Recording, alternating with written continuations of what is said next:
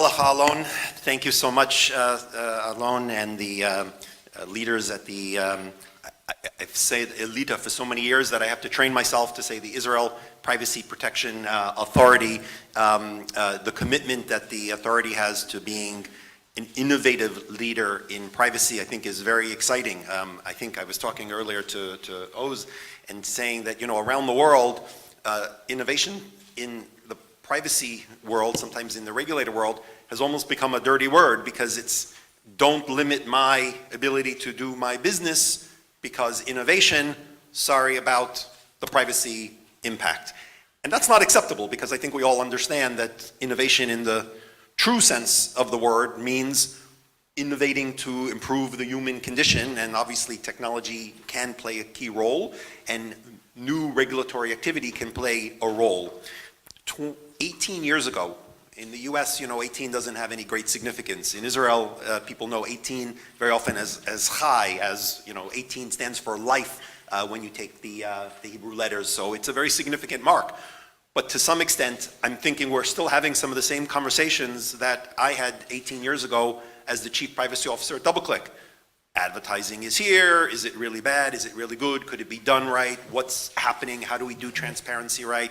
We're having many of the same conversations on the industry side, in the regulator side, and maybe it's time for us to, given that the stakes are no longer simply, is there an ad and what does it know? The stakes are the future of healthcare, the future of AI, the future of every segment of the economy. The DPAs of the world are now playing a role shaping the future of the economy, the future of almost every sector, because if we believe data is a key factor in these places, integrating those policies in a way that is respecting human rights is the key. We maybe shouldn't call the privacy regulators, right? Because it is truly shaping the rules for data that we believe are structuring the future of progress.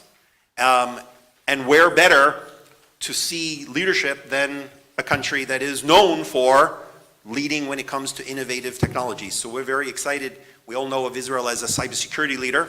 We increasingly see leading privacy technology companies growing in Israel, seeing that there is a market driven by the fact that there is a market for technology that can help with GDPR compliance, that can help with mapping data, that can help with de-identification.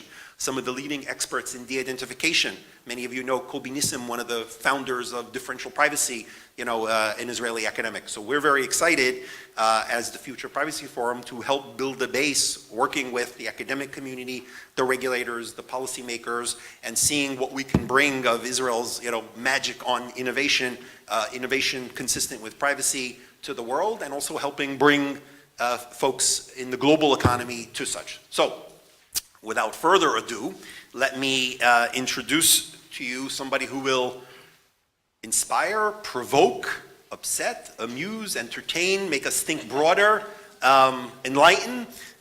Jeff Jarvis has for decades been a celebrated writer, blogger, journalist, editor, thinker, founder of publications, and today at the City University of New York, where he leads the journalism school, the newly renamed Craig Newmark School of Journalism. And I think we all know Craig Newmark, the famous inventor of Craigslist. Craig, in many ways, created a lot of controversy when he was with no advertising and a willingness to simply provide great value that disrupted models that were going to be disrupted because of the web anyway, but uniquely found a method to build the entire system while staying humble and staying the most modest and unassuming person. And so fabulous that to contribute to some of the causes that Jeff is working on. How do we deal with fake news? How do we deal with online content that can be controversial and the right ways to take it down? How do we deal with the platforms that are intersecting with the news media and the future? And so Jeff has been a leading thinker, a leading proponent in many of these debates, and it's a great honor to have him over with us, given that so many of these issues are key to the global economy and are key to Israel. So without further ado, I introduce to you Professor Jeff Jarvis.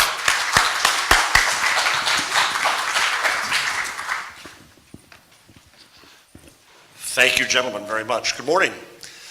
I think it's my job to give the regulators, Europeans, and panelists after me something to disagree with. So I'll try to do that. I wrote a book that no one bought because it was optimistic, called Dystopia Sells Now, called Public Parts, in which I argued that that on the internet, privacy is indeed critically important, but so is publicness, so is sharing. And in trying to understand the definition of public, I couldn't help but take a pilgrimage to Mainz and the birthplace of movable type and printing, and some would say the modern age. And I want to start just for a second about the context of, I think, where we are. I believe that the internet is an invention as disruptive as movable type was. I'm too old to know how that turns out, but I think that's the case. And I want to go through the timeline for just 1 second. Movable type was created allegedly in 1450. The first newspaper was not created until 1605. It took a century and a half before anyone thought to use this self-evident device to inform the world. 1800, steam power comes in and makes this a mass product, and we start to invent the notion of the mass. And then we get over to 1994 when, I'm skipping the 1950 when television came in and changed the world. And in 1994, the commercial web is introduced by what is now Netscape. So, in Gutenberg years, in that timing, in the internet now, we are in the year 1474. We don't know what the hell the internet is yet. And so my argument is that it is too soon to define, thus limit, and yes, regulate the net. I'm going to sound for a moment like a libertarian in the US. I'm not. I'm a Hillary Clinton Democrat, thus very disappointed and very sorry for what we have done in America.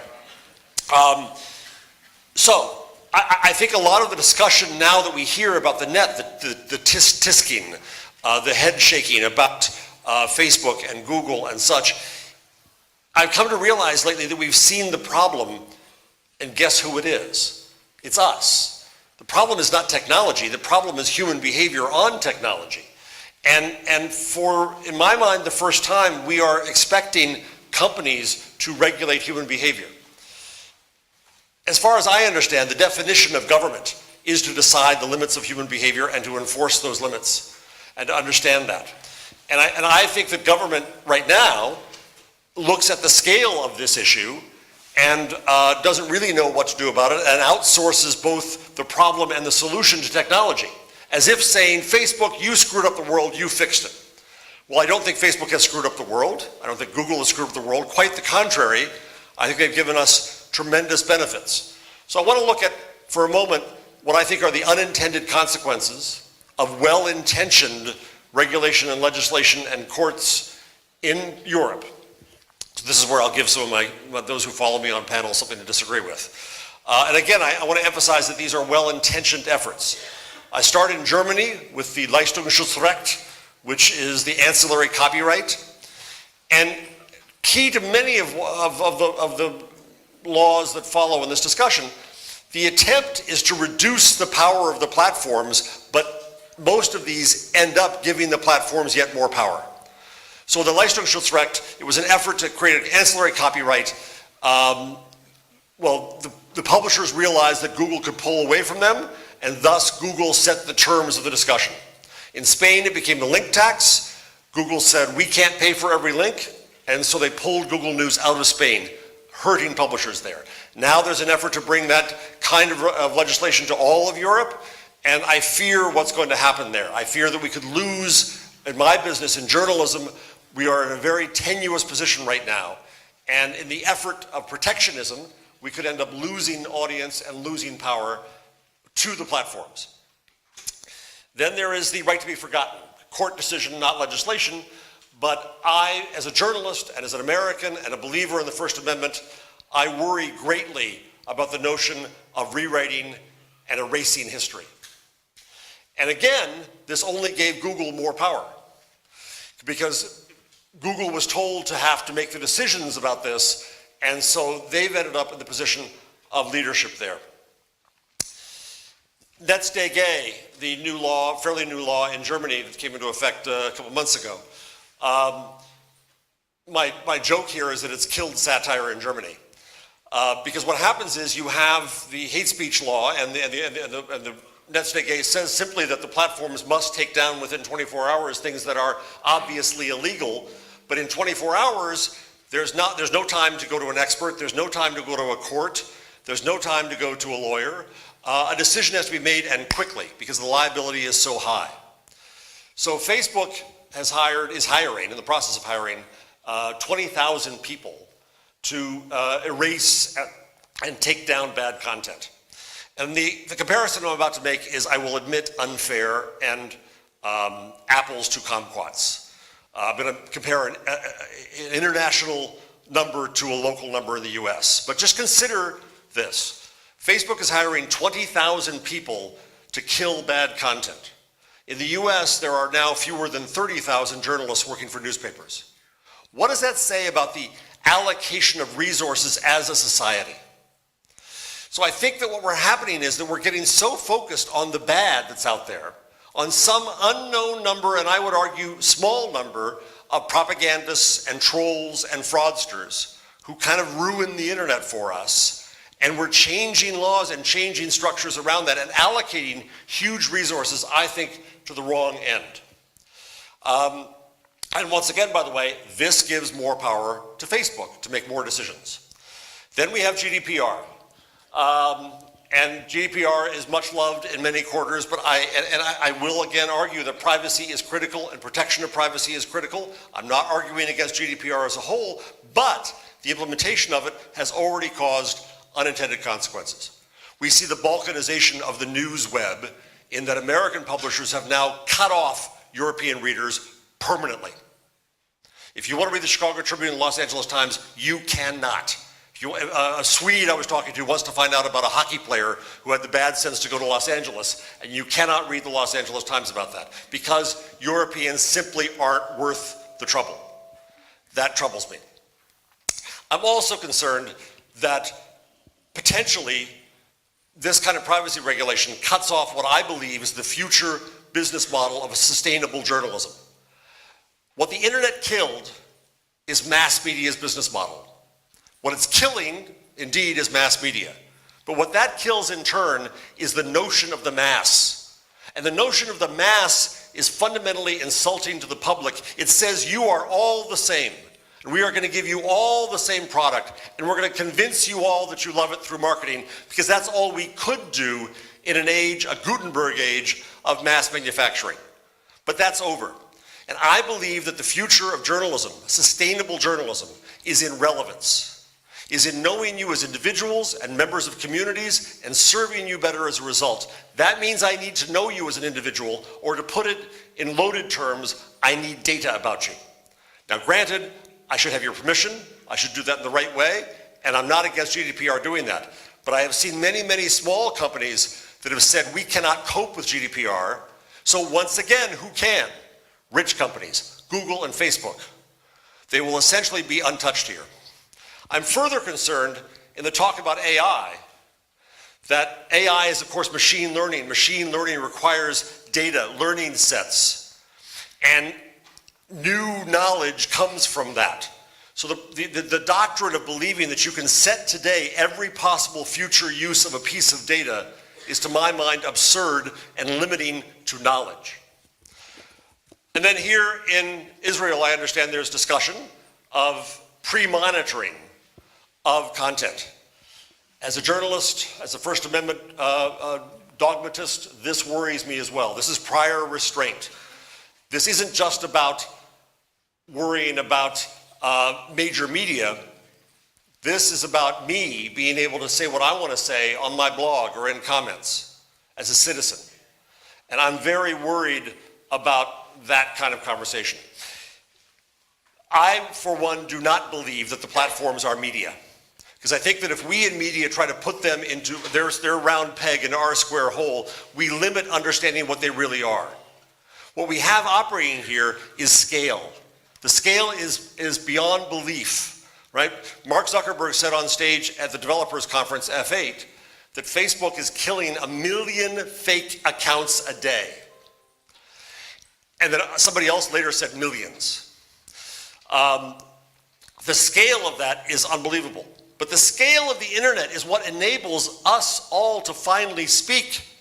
The scale of the internet is what enables any citizen anywhere connected to talk to anyone on earth, and that is an incredible, unprecedented power. That scale is what's changing the world. That scale is our friend. But it also is our enemy when it comes time to try to figure out how to regulate and control the bad acts of a few people. We need to, I think at this point, stand back and look for evidence of actions and of harm before we take much action. I fear that we are heading toward a moral panic. And I want to read a definition of moral panic from Ashley Crossley. A moral panic is a widespread fear, most often an irrational one, that someone or something is a threat to values, safety, and interests of a community or society at large. Typically, a moral panic is perpetuated by news media, fueled by politicians, and often results in the passage of new laws or policies that target the source of the panic. In this way, moral panic can foster increased social control. That is my concern. So I'm not against the notion of legislating and regulating. I am trying to counsel caution, and I am trying to argue that we should do this on the basis of evidence, evidence of real harm. I'm very unhappy how the American election turned out, but I cannot tell you that there is evidence that shows exactly what happened there. I'm unhappy when spam hits me. I'm unhappy seeing the fraudsters and the incel psychotics out there. But we have to look and see what the full sense of the harm is. So, the next problem is, what do we expect of these companies? I don't think it's at all clear. I ran a session at a conference in Lisbon 2 weeks ago, and in the same room were all of journalists, and I said, what's the definition of quality? What should we be talking about? And the same people would say, Facebook has to get rid of this junk on the net. And in the next breath, the same people would say, but Facebook shouldn't be making judgments about content. That's where we are. We're in this paradox where we don't really know what to do. Now, having said this, I will say that the platforms need to do more. The platforms, and I'll include myself in this, I'm not at the platforms, I'm just a poor professor, though I guess I should tell you for full disclosure is I raised money from Craig Newmark and Facebook and the Ford Foundation and AppNexus and others for my school, but I get no money myself. So the platforms and others of us were too optimistic. I believed too much in openness. I believed in openness as a dogma, and I see now that full openness does lead to trolls. It does lead to propagandists. It does lead to fraud. There are needs for controls. I will agree with that. I think that the platforms did not do nearly a good enough job of anticipating the manipulation that occurred of them, and their obligation is to recognize that manipulation, measure it, be transparent about it, and compensate for it. So I will agree with all of that. The platforms need to be more transparent about how they operate. I agree with all that. But well, going back to my earlier point, and I want to leave just a few minutes so you can argue with me, I would argue that it is too soon to know what we should be telling the platforms to do. And my friend Jay Rosen at New York University says that we don't really have the terms of this discussion. We just generally tisk and shake our heads and say the platforms are doing badly, but what do we exactly expect of them? I don't think that's clear. I don't think we have the legislation, the regulation, the norms that say what we expect of these companies yet in society. It is a discussion we should have, but I would urge having a discussion at length before we enter into final regulation. Because again, I don't think we know what the internet is yet. So I see an opportunity here for a flight to quality. I see good news here because things have gone so bad. After the election, some search quality people at Google called me and others and talked about what to do after that. And they said, listen, features like autocomplete, that's no big deal. But their belief was that ranking is holy. Ranking is a mirror to society in their view. And we in media think of ourselves the same way, that we are a mirror to society. And I said to them, You may have a mirror that is straight and true, but society is cracked and warped because you're there to manipulate you. And you must recognize and account for that manipulation. And indeed, in April, Ben Gomes, the head of search engineering, wrote a post on Google saying that henceforth, Google would account for the authority, reliability, and quality of sources in search rankings. Before, if you searched, is climate change real, you got half junk, because people stupid enough to ask that question are stupid enough to click on these things and they rise. And Google valued relevance. Well now, if you ask, is climate change real, if you're a third grade girl coming in doing your homework, you will get good answers. Which means that in the end, Google has made a decision to side with science. That's a big deal. That was a very hard decision for platforms that believed they were neutral to make. Just as I don't believe there's anything such as objectivity in my field of journalism, I don't think there is either in the platforms. Facebook, for its sake, when the trouble hit, what we saw with Facebook is they saw two kinds of content, social content and public content. In public content was everything from the New York Times to Haaretz to Vladimir's lying Russian blog. And when Vladimir got them in trouble, Facebook demoted all public content, because they didn't know the difference between any of it. They just saw it as a big bucket of everything outside. So now Facebook is trying to draw back quality content. Problem is they don't really know what that is. So I think it's our job in journalism to help them. So I'm about to start a project at CUNY trying to aggregate the signals of quality around news. A difficult task, but I think we should help them. Twitter, for its part, finally recognized that it had to look at its role in the health of the public conversation. And they put out an RFP recently for efforts to look at that. So, the opportunity we have, I think, is for a flight to quality in various parts of that world. The opportunity here in Israel, I just want to end here. I'm very glad to see the Tech Policy Institute started, and I'm glad to see it started here. Because I think you have an opportunity to view the internet, innovation, and regulation differently. On the one end, you have, while we're all arguing about, I can argue about NetzDG and GDPR and the coming e-privacy and the coming copyright laws. Meanwhile, in China, they don't give a damn about any of that. And they're going to develop an extremely powerful internet controlled in ways that we would find abhorrent, but they're going to find very successful. So that's one extreme. You might consider the US another extreme where we don't regulate enough. I'm very unhappy that we probably see the death of our Section 230, which is the First Amendment of our web, but generally we don't much. Then in the middle you have Europe, which I think is regulating heavily at this point.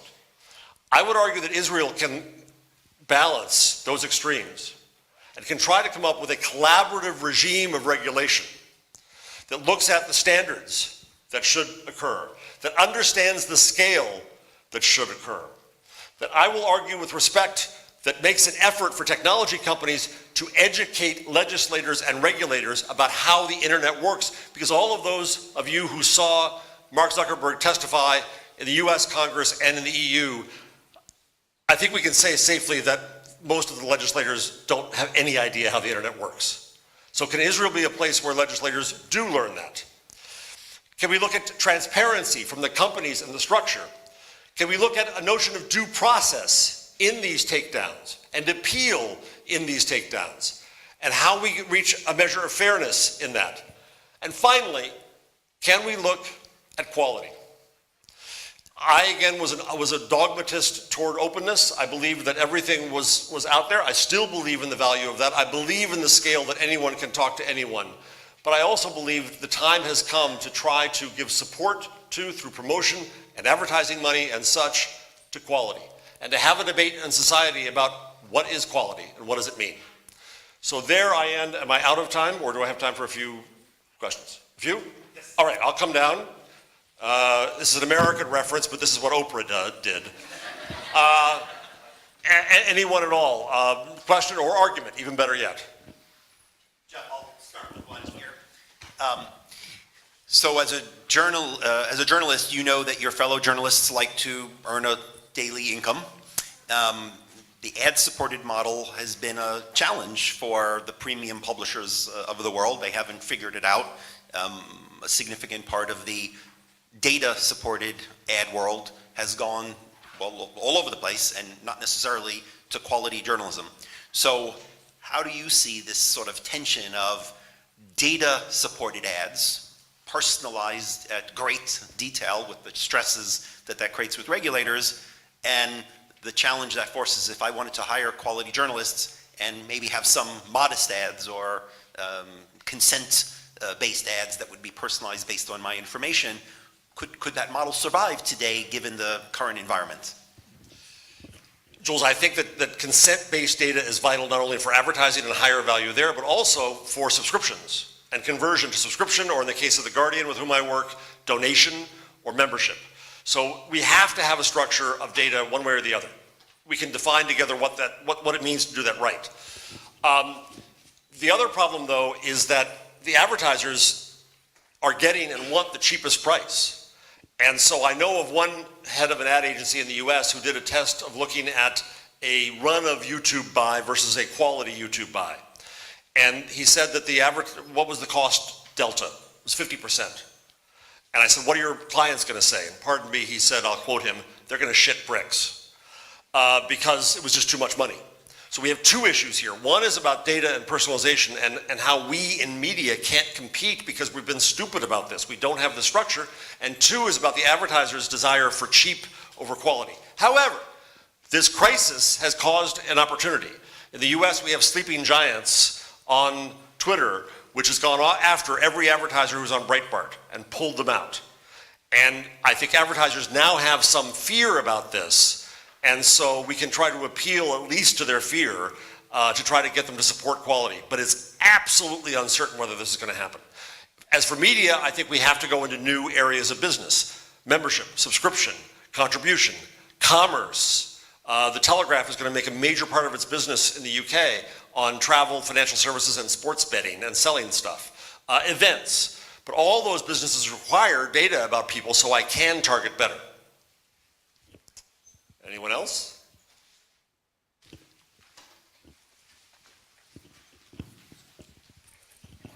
I just had a question. As particularly larger publications move to a subscription model, the historic combining of an op-ed section with hard news has resulted in a lot of times where, say, the New York Times will publish a bad op-ed and resulting in a kind of people pulling their subscriptions.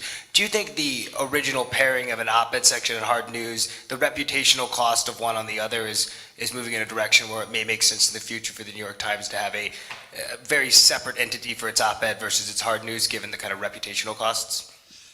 Yeah, and I don't think it's just reputational cost. I also think it's simply that we have an overabundance of opinion. I mean, do we really need more opinion? But I value Nick Kristof. I value some of the New York Times columnists. I think that they should exist in the world, absolutely. But I agree. I think more separate, as more of a separate brand and a separate opportunity is going to be better. The New York Times, remember, original paywall some years ago was to put all the opinion people behind a paywall. It didn't work, number one. Number two, the opinion people hated it because they lost influence. So I think as the Times and others go behind paywalls, opinion is probably going to come out outside the paywalls. One more. Yes. As a journalist, how do you reconcile now this idea of a platform that's there, that's available, especially in the era of celebrities, where now the followers of celebrities are essentially putting information out which opinionated, right or wrong, which most people are following more than traditional journalists and getting their information out. How do you reconcile that with the platform now to make sure that the things that they are saying are then correct and policies accordingly? There's the great New Yorker cartoon, Honey, I Can't Come to Bed Because Someone's Wrong on the Internet, right? We cannot presume to edit the world. This is why I say the platforms are not media. Because if we treat them like media, the expectation is we're going to edit the entire thing. That means we're going to edit all of you. And I don't want to see that because I want to see the conversation. So the problem is the expectation we have is that the internet is somehow like the New York Times. No, the internet is like Times Square. The internet is a place where people have conversations. Some of them are idiots, some of them are wrong, but some of them are lovely tourists from Kansas, and they want to believe what they want to believe, and it is democracy and humanity that are out there. Are you from Kansas or no? Okay, close. I have cousins in Kansas. Kansas is wonderful. So the heartland is a great thing. I'm from it. So I think that we don't want to have an expectation that, oh my God, there's something wrong on the internet, right? Or someone's wrong on the internet. No, that's a new way to listen to the public, to listen to a democracy with all its flaws, God knows. And so I'll end here. I've changed my definition of journalism lately. I think that if we remade journalism today from scratch, the first task is not information. The first task is civility, is building bridges among communities. So my definition of journalism now, and I have tenure so I can do this, is to convene communities into civil, informed, and productive conversation. Right? There's an argument that journalism in society is nothing but a conversation. And we want it first to be civil, because if it's not civil, we're not going to be open to different viewpoints. We're not going to be open to facts, as we can see in the United States right now, or in the UK around Brexit. Informed is still part of it, yes, but then also productive. We have to get somewhere. A community is about doing things. Facebook's definition of community, I believe, is still too shallow and temporal. It's about having a conversation. Well, a conversation is a byproduct of a community. What a community actually does is gather together to share and to act. And we in journalism and the platforms need to figure out new and better mechanisms to enable that. I'll remind you, it is 1474. The newspaper hasn't even been invented yet. Martin Luther is not born yet. We do not have our first bestseller in printing presses. We don't know WTF, the internet. And so we've got to invent it, and this, Israel, is a place to help invent it, because this is a place, I will say to my European friends who always argue that Europe is a little risk averse, Israel's not. America's not. And this is the opportunity you have to risk and try and fail and then succeed to figure out WTF, the internet. I'm out of time?